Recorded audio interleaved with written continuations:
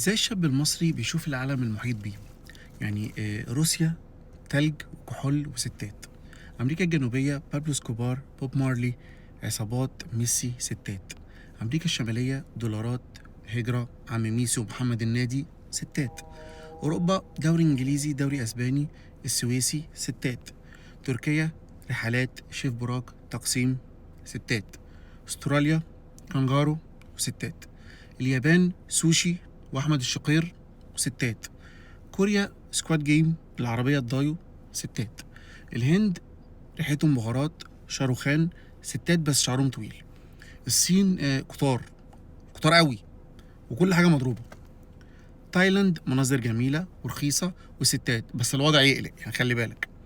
دلوقتي يجي واحد يقول لي لا أنا مش كده، أنا ما قلتش إنك أنت كده، أنا ما بعممش، أنا بتكلم عن نسبة بسيطة جدا تقارب ال 98%. الفيديو للهزار، ما تاخدش الموضوع بشكل شخصي. انا عارف ان في شباب اتضايقت عشان انا لما قلت الصين ما جبتش سيره الستات.